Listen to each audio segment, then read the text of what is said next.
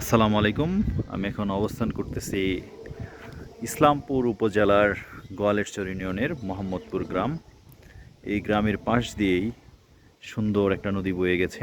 নদীর নাম হচ্ছে, নদী না, এটাকে বলা হয় নদ, পুরাতন ব্রহ্মপুত্র নদ। এটা হচ্ছে জামালপুরের দেওয়ানগঞ্জের বাদ্রাবাজ ঘাট হয়ে এই নদীটা জামালপুর হয়ে বৃহত্তর ময়মনসিংহ বিভাগের ভিতর দিয়ে প্রভাবিত হয়েছে।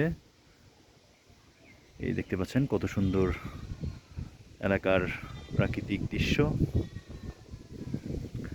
এ হচ্ছে নদী এবং নদীর পাশে মানুষের আবাদি জমি, এবং দেখা যাচ্ছে যে মানুষের তার গরু ছাগল এভাবেই এই অঞ্চলে চরানো হয়। এখানকার অধিকাংশ মানুষই হচ্ছে হতদারিদ্র। তাদের হয়তো অন্যের জমিতে কাজ করে খেতে হয়, হয়তো ঢাকার বিভিন্ন জায়গায় তারা কাজ করে। এই দেখতে পাচ্ছেন, এই যে আমরা দেখতে পারি অনেক দূরে কয়েকটা বাচ্চা ফুটবল খেলতেছে। এ হচ্ছে গ্রামের প্রাকৃতিক দৃশ্য। খুব ভালো লাগে নদীর পাড়ে হাঁটা, এবং ঝিরঝিরি ঠান্ডা বাতাস শরীরকে শীতল করে দেয়। ধন্যবাদ সবাইকে।